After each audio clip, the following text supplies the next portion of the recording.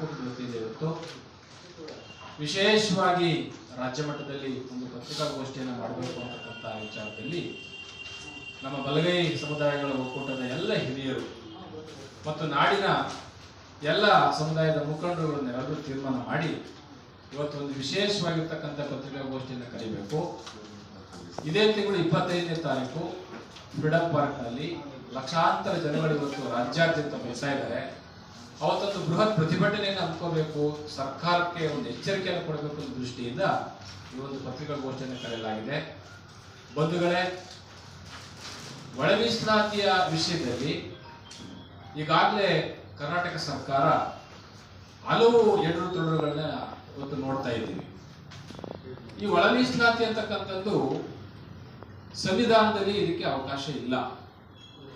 ಆದರೂ ಸಹ ಈ ಒಂದು ಒಳ ಮೀಸಲಾತಿಯನ್ನು ಜಾರಿ ಮಾಡಲೇಬೇಕು ಅಂತೇಳಿ ಸುಪ್ರೀಂ ಕೋರ್ಟ್ನ ನ್ಯಾಯಾಧೀಶರ ತೀರ್ಪಿನಂತೆ ಈ ಒಳ ಮೀಸಲಾತಿಯನ್ನು ಜಾರಿ ಮಾಡಬೇಕು ಕರ್ನಾಟಕದಲ್ಲಿ ಅಂತ ಹಲವು ವರ್ಷಗಳ ಒಂದು ಹೋರಾಟ ಈ ಒಂದು ರಾಜ್ಯದಲ್ಲಿ ನಡೀತಾ ಇದೆ. ಒಳ ಮೀಸಲಾತಿಯು ಒಂದು ಸಮುದಾಯಕ್ಕೆ ಸೇರಿದಂತ ವಿಷಯ ಅಲ್ಲ. ಒಳ ಮೀಸಲಾತಿಯು 101 ಪರಿಶಿಷ್ಟ ಜಾತಿಗಳೇನಿದೆ ಅದಕ್ಕೆಲ್ಲ ಸಂಬಂಧಪಟ್ಟಂತ ವಿಷಯ. ಈ ಒಳ ಮೀಸಲಾತಿಯು ನನಗನ್ನಿಸ್ತಾ ಇರ್ತಕ್ಕಂಥದ್ದು ಪರಿಶಿಷ್ಟ ಜಾತಿಯವರಿಗೆ ಸಂಬಂಧಿಸಿದ ವಿಷಯ. ಒಳ ಮೀಸಲಾತಿ, ಈ ಒಳ ಮೀಸಲಾತಿಯ ವಿಷಯದಲ್ಲಿ ವೈದಿಕರು ಈ ಒಂದು ಒಳ ಮೀಸಲಾತಿಯ ವಿಷಯದಲ್ಲಿ ಈಗ ಒಳಗೆ ನುಗ್ಗಿಬಿಟ್ಟಿದ್ದಾರೆ. ಒಳ ಮೀಸಲಾತಿಗೂ ವೈದಿಕ ಸಾಹಿಗೂ ಏನ್ ಸಂಬಂಧ? ಯಾಕೆ ವೈದಿಕ ಸಾಹಿಗಳು ಒಳ ಮೀಸಲಾತಿಯ ಒಳಗೆ ಲಗ್ಗೆ ಇಟ್ಟಿದ್ದಾರೆ? ಇದರ ಹುನ್ನಾರ ಏನು, ಇದರ ಷಡ್ಯಂತ್ರ ಏನು ಅಂತಕ್ಕಂಥದ್ದನ್ನ ನಾಡಿನ ಜನತೆಗೆ ತಿಳಿಸಬೇಕಾಗಿದೆ. ಒಳ ಮೀಸಲಾತಿಯ ವಿಚಾರದಲ್ಲಿ ಈಗಾಗಲೇ ಕರ್ನಾಟಕ ಸರ್ಕಾರ ನಾಗಮೋಹನ್ ದಾಸ್ ಅವರ ಒಂದು ಆಯೋಗವನ್ನು ರಚನೆ ಮಾಡಿತು. ನಾಗಮೋಹನ್ ದಾಸ್ ಅವರಿಗೆ ಆಯೋಗ ರಚನೆ ಮಾಡೋ ಸಂದರ್ಭದಲ್ಲಿ terms and condition, supreme court ನ ಟರ್ಮ್ಸ್ ಅಂಡ್ ಕಂಡೀಷನ್ ಏನಂದ್ರೆ ಎಂಪೆರಿಕಲ್ ಡಾಟಾ ಮತ್ತು ಸಮಾನ ಜಾತಿಗಳನ್ನ ಒಟ್ಟುಗೂಡಿಸಿ ನಿಖರವಾದ ದತ್ತಾಂಶಗಳನ್ನ ಕಲೆಕ್ಟ್ ಮಾಡಿ ನೀವು ರಾಜ್ಯ ಸರ್ಕಾರ ವ್ಯಾಪ್ತಿಗೆ ಬಿಟ್ಟಿದ್ದೀವಿ, ನೀವು ಮಾಡಬಹುದು ಅಂತ ಸುಪ್ರೀಂ ಕೋರ್ಟ್ ನ ನ್ಯಾಯಾಧೀಶ ಹೇಳಿದ್ದಾರೆ. ಆದ್ರೆ ನ್ಯಾಯಮೂರ್ತಿಗಳಾದಂತ ನಾಗಮೋಹನ್ ದಾಸ್ ಅವರು ಮಾಡಿರೋದು ಏನಂದ್ರೆ ಎಂಪೆರಿಕಲ್ ಡಾಟಾ ಅದನ್ನ ಎಲ್ಲೂ ಕಲೆಕ್ಟ್ ಮಾಡಕ್ ಹೋಗಿಲ್ಲ. ಎಂಪೆರಿಕಲ್ ಡಾಟಾ ಕಲೆಕ್ಟ್ ಮಾಡೋ ಸಂದರ್ಭದಲ್ಲಿ ಅವರ ವರದಿ ಸಂಪೂರ್ಣವಾಗಿ ಅಪೂರ್ಣವಾಗಿದೆ. ಯಾವುದೇ ವರದಿಗಳು ದೋಷಪೂರಿತವಾಗಿ ಕೂಡಿವೆ. ಜೊತೆಗೆ ಜಾತಿಗಳನ್ನ ವಿಂಗಡಣೆ ಮಾಡಿಬಿಟ್ಟಿದ್ದಾರೆ. ಬಲಗೈ ಸಂಬಂಧಿತ ಜಾತಿಗಳನ್ನ ಎಡಗೈಗೆ ಹಾಕೋದು, ಎಡಗೈ ಸಂಬಂಧಿತ ಜಾತಿಗಳನ್ನ ಬಲಗೈಗೆ ಹಾಕೋದು, ಬಲಗೈ ಸಂಬಂಧಿತ ಜಾತಿಗಳನ್ನ ಅಲಮಾರಿಗಳಿಗೆ ಹೋಗಿ ಹಾಕೋದು. It is against to constitution. It is a contempt of constitution. ಸಂವಿಧಾನಾತ್ಮಕವಾಗಿ ಸುಪ್ರೀಂ ಕೋರ್ಟ್ ನ ನ್ಯಾಯಾಲಯದ ತೀರ್ಪೇ ಬೇರೆ, ಇವ್ರು ಮಾಡಿರ್ತಕ್ಕಂಥದ್ದೇ ಬೇರೆ. ಆದ್ರಿಂದ ಕರ್ನಾಟಕ ರಾಜ್ಯದಲ್ಲಿ ಈ ಒಳ ಮೀಸಲಾತಿಯ ಗೊಂದಲ ಎಷ್ಟರ ಮಟ್ಟಿಗೆ ಸೃಷ್ಟಿಯಾಗಿದೆ ಅಂದ್ರೆ ಜಾತಿಗಳ ನಡುವೆ ಸಂಘರ್ಷ ಉಂಟಾಗಿದೆ, ಜಾತಿಗಳ ನಡುವೆ ವೈಮನಸ್ಸು ಉಂಟಾಗಿದೆ, ಜಾತಿಗಳ ನಡುವೆ ಬ್ಯಾರಿಕೇಡ್ ನ ಬಲಯುತವಾಗಿ ಆಗ್ತಕ್ಕಂಥ ಒಂದು ಹುನ್ನಾರ ಈ ಒಂದು ಒಳ ಮೀಸಲಾತಿಯಲ್ಲಿ ನಡೀತಾ ಇದೆ. ನಾವು ಕೇಳ್ಕೊಳ್ಳೋದು ಏನಂದ್ರೆ ನಾಗಮೋಹನ್ ದಾಸ್ ಅವರಿಗೆ, ನಿಮಗೆ ಸರ್ಕಾರ ಹೇಳಿದ್ದು, ನ್ಯಾಯಾಧೀಶ ಹೇಳಿದಂತ ತೀರ್ಪು ಏನಿದೆ ಅಷ್ಟು ಕೆಲಸ ಮಾಡಬೇಕಾಗಿದೆ. ನೀವು ಈ ಜಾತಿಗಳನ್ನ ತೆಗೆದು ಆ ಜಾತಿಗೆ ಹಾಕೋದು, ಆ ಜಾತಿಗಳನ್ನ ತೆಗೆದು ಈ ಜಾತಿಗೆ ಹಾಕೋದು, ಪ್ರಬಲವಾದ ಒಂದು ಸಮುದಾಯವನ್ನೇ ಕುಗ್ಗಿಸುವ ಷಡ್ಯಂತ್ರವನ್ನು ಯಾಕೆ ಮಾಡ್ತಿದ್ದೀರಾ? ನಿಮ್ಗೆ ಯಾರು ಮಾಡಿ ಅಂತ ಹೇಳಿದ್ರು? ಇದು ಇಡೀ ನಾಡಿನ ಜನಕ್ಕೆ ಗೊತ್ತಾಗ್ತದೆ.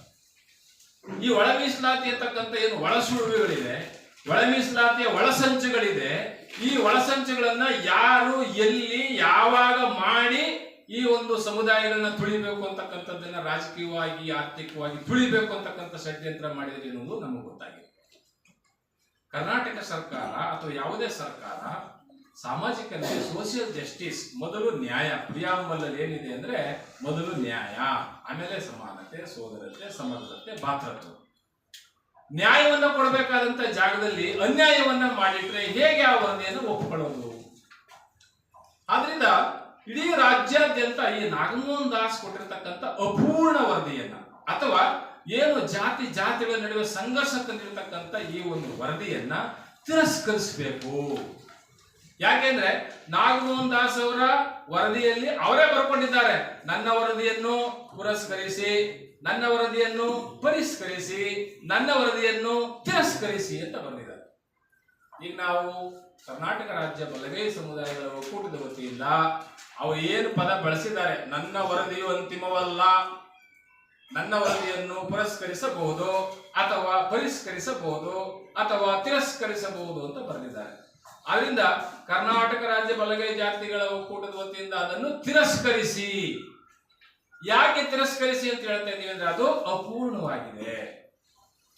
ಯಾರ ಮನೆಗಳಿಗೂ ಹೋಗಿಲ್ಲ, ಓದ್ ಮನೆಗಳಿಗೆ ಸ್ಟಿಕ್ಕರ್ ಅಂಟಿಸಿ ಬಂದಿದ್ದೀರಿ. ಒಂದು ಸಮುದಾಯಕ್ಕೆ ನ್ಯಾಯ ಕೊಡ್ತಕ್ಕಂತ ಒಂದು ಆಯೋಗ ರಚನೆ ಮಾಡಿದ ಸರ್ಕಾರ, ಆ ಸರ್ಕಾರದ ಟರ್ಮ್ಸ್ ಅಂಡ್ ಕಂಡೀಷನ್ ಮರೆತು ನಿಮಗೆ ಸುಪ್ರೀಂ ಕೋರ್ಟ್ ನ ತೀರ್ಪಿಗೆ ವಿರುದ್ಧವಾದಂತ ಅಧಿಕಾರ ಕೊಟ್ಟದ್ದು ಯಾರು? ಹೆಚ್ಚು ತಿಂದವರು ಕಿತ್ತು ತಿಂದವರು ಅಂತ ಬರೀತಾರೆ. ಹೆಚ್ಚು ತಿಂದವರು ಯಾರು? ಕಿತ್ತು ತಿಂದವರು ಯಾರು? ಒಂದು ಸಮುದಾಯ ಹೊಟ್ಟೆ ತುಂಬ ಉಂಡಿದೆ, ಇನ್ನೊಂದು ಸಮುದಾಯಕ್ಕೆ ಒಂದು ಸ್ಪೂನ್ ಕಡಿಮೆ ಆಗಿದೆ. ಇದನ್ನು ಬರೆಯಂತ ನಿಮ್ಗೆ ಯಾರು ಹೇಳಿತು? ಹಾಗಾಗಿ ಈ ವರದಿಯು ಅವೈಜ್ಞಾನಿಕವಾಗಿದೆ. ಗಮನಿಸಬೇಕು, ಚಿತ್ರದುರ್ಗದಲ್ಲಿ ಚಲವಾದಿ ಜನಾಂಗ 222 ಜನ ಇದ್ದಾರೆ, ಚಲವಾದಿ ವಲಯರು, ಮತ್ತೆ ಬರೀ 16,000 ಇದ್ದಾರೆ ಅಂತ ಬರೀತಾರೆ. ಚಿತ್ರದುರ್ಗ ಜಿಲ್ಲೆಯಲ್ಲಿ ಹೇಗೆ ನಿಮ್ಮನ್ನ ನಾವು ನ್ಯಾಯಾಧೀಶ ಅಂತ ಒಪ್ಕೋಬೇಕು? ಹೇಗೆ ನಿಮ್ಮ ವರದಿನ ನಾವು ಒಪ್ಕೋಬೇಕು?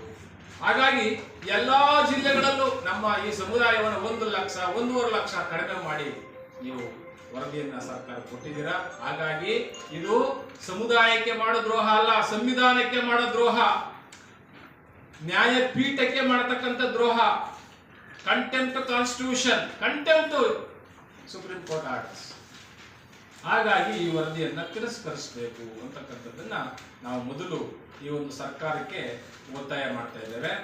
ಸರ್ಕಾರಕ್ಕೆ ಎಷ್ಟು ಜನರಿಗೆ ತಪ್ಪು ಸಂದೇಶ ಕೊಡ್ತಾ ಇದ್ದಾರೆ ಅಂದ್ರೆ, ಈ ಸಮುದಾಯ ಹೆಚ್ಚು ತಿಂದುಬಿಟ್ಟಿದೆ.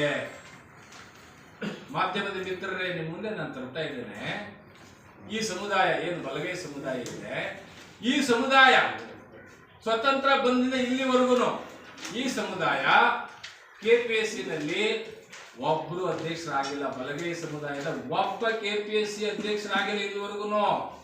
ನಮ್ಮ ಸೋದರ ಸಮುದಾಯ 3 ಸಾರಿ ಅಧ್ಯಕ್ಷರಾಗಿದ್ದಾರೆ KPSCಯಲ್ಲಿ.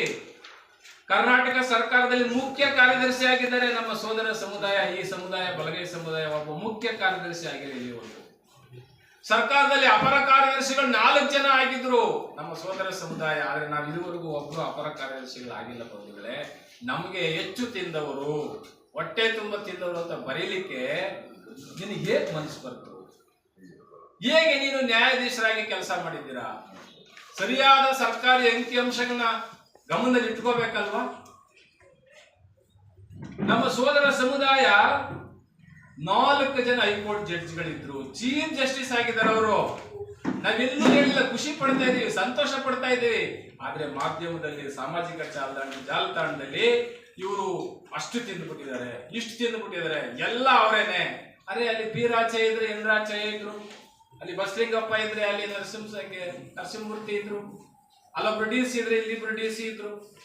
ಈ ಸಮುದಾಯ ಯಾವಾಗ್ಲೂ ಅಣ್ಣ ತಮ್ಮಂದಿರಂತೆ ಬಂದಂತ ಸಮುದಾಯವನ್ನ ಇವತ್ತು ನಾಗಮೋಹನ್ ದಾಸ್ ಅವರು ಬೀದಿಗೆ ತಂದು ನಿಲ್ಲಿಸ್ತಕ್ಕಂಥ ಕೆಲಸ ಮಾಡಿದ್ದಾರೆ. ಅದಲ್ಲದೆ ಬಂಧುಗಳೇ, ಪ್ರವರ್ಗ ಎ, ಪ್ರವರ್ಗ ಬಿ, ಪ್ರವರ್ಗ ಸಿ ಅಂತ ಈ ಸಮುದಾಯವನ್ನ ಸೀಳಿಬಿಟ್ಟಿದ್ದಾರೆ. ನಮ್ಮ ಬಲಗೈ ಸಮುದಾಯಕ್ಕೆ ದೊಡ್ಡ ಅನ್ಯಾಯ ಆಗುತ್ತದೆ. ನಾಗಮೋಹನ್ ದಾಸ್ ಅವರ ವರದಿಯಲ್ಲಿ ಏನು ಸರ್ಕಾರಕ್ಕೆ ಅವರು ವರದಿಯನ್ನು ಕೊಟ್ಟರು ಅದನ್ನ ಸರ್ಕಾರ ನಮಗೆ ಸರಿ ಮಾಡಿಕೊಡ್ಬೇಕು. ನಮ್ಮ ಮೂಲ ಏನಿದೆ, ನಮ್ಮ ಮೂಲನ ಸರಿಪಡಿಸ್ಬೇಕು. ಆಮೇಲೆ ಬೇರುಗಳಿಗೆ, ಕೊಂಬೆಗಳಿಗೆ, ಬೇರನ್ನ ಸರಿ ಮಾಡದೆ ಕೊಂಬೆಗಳನ್ನು ಛಿದ್ರ ಮಾಡಿ ಎಲ್ಲ ಕಡೆ ಹಂಚಿ ಹರಿಸಿದ್ದಾರೆ. ನಮ್ಮ ಬಲಗೈ ಸಮುದಾಯನ ಎಲ್ಲೆಲ್ಲಿ ಹಂಚಿದ್ದಾರೆ ಅದನ್ನು ನಮಗೆ ವಾಪಸ್ ಕೊಟ್ಟು ನಮಗೆ ನ್ಯಾಯವನ್ನು ಕೊಡಬೇಕು ಅನ್ನಷ್ಟೇ ನಮ್ಮ ಸಮುದಾಯದ, ನಮ್ಮ ಬಲಗೈ ಸಮುದಾಯದ ಹೋರಾಟ ಅಷ್ಟೇ ಆಗಿದೆ. ನಾವು ಶಾಂತ ರೀತಿಯಲ್ಲೇ ಹೋರಾಟ ಮಾಡ್ತೀವಿ. ನಮ್ಮ ಬಾಬಾ ಸಾಹೇಬ್ ಅಂಬೇಡ್ಕರ್ ಅವರ ಆಸೆ ಏನಿತ್ತು ಅದನ್ನು ಪೂರ್ಣಗೊಳಿಸ್ಬೇಕು ಅನ್ನೋದಷ್ಟೇ, ಅವರ ಕನಸನ್ನು ನನಸು ಮಾಡಬೇಕು ಅನ್ನೋದಷ್ಟೇ. ಯಾಕೆ ಅಂತಂದ್ರೆ ಬಾಬಾ ಸಾಹೇಬ್ ಅಂಬೇಡ್ಕರ್ ಅವರು ಮೀಸಲಾತಿ ತಗೊಳ್ಳಿ, ಪ್ರತಿಯೊಬ್ಬರಿಗೂ ಕೊನೆಯ ಕಟ್ಟ ಕಡೆಯ ಮನುಷ್ಯನಿಗೆ ನ್ಯಾಯ ಸಿಗಬೇಕು ಅನ್ನೋದನ್ನ ಹೇಳಿದ್ರು. ಈ ತರ ಒಳ ಮೀಸಲಾತಿ ಮಾಡಿಕೊಂಡು ನೀವು ಕಿತ್ತಾಟ ಮಾಡ್ಕೊಳ್ಳಿ ಅಂತ ಅವ್ರು ಎಲ್ಲೂ ಹೇಳಿಲ್ಲ. ನಾವೆಲ್ಲರೂ ಒಗ್ಗಟ್ಟಾಗಿರ್ಬೇಕು, ಪ್ರತಿಯೊಬ್ಬರಿಗೂ ನ್ಯಾಯ ಸಿಗಬೇಕು, ಸಮವಾಗಿ ಹಂಚಿಕೆ ಆಗಬೇಕು. ಮೀಸಲಾತಿ ಅನ್ನೋದು ಎಲ್ಲರ ಹಕ್ಕು ಮತ್ತು ಎಲ್ಲರಿಗೂ ಸಮವಾಗಿ ಹಂಚಿಕೆ ಆಗಬೇಕು ಅನ್ನೋದನ್ನ ತಿಳಿಸಿಕೊಟ್ಟಿದ್ದಾರೆ. ಅದರಷ್ಟೇ ಉದ್ದೇಶ ನಮ್ಮದು. ಅದಕ್ಕಾಗಿ ನಾವು ಸರ್ಕಾರಕ್ಕೆ ನಮ್ಮ ಬೇಡಿಕೆಯನ್ನು ಮುಂದಿಡ್ತಾ ಇದ್ದೀವಿ. ಇದೇ 25ನೇ ತಾರೀಕು ಬೃಹತ್ ಪ್ರತಿಭಟನೆ ನಡೀತಾ ಇದೆ.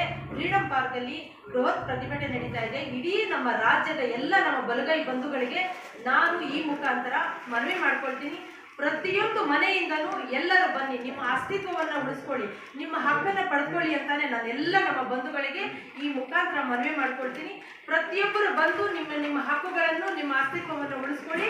ಇದು ಎಲ್ಲ ನಮ್ಮೆಲ್ಲರ ಜವಾಬ್ದಾರಿ, ನಮ್ಮ ಕರ್ತವ್ಯ, ನಮ್ಮೆಲ್ಲರ ಹೋರಾಟ ಆಗಿರಲಿ ಅಂತ ಎಲ್ಲರ ಹತ್ರ ಹೇಳಿ ಎಲ್ಲರಿಗೂ ಧನ್ಯವಾದ ತಿಳಿಸಿ ನನ್ನ ಮಾತು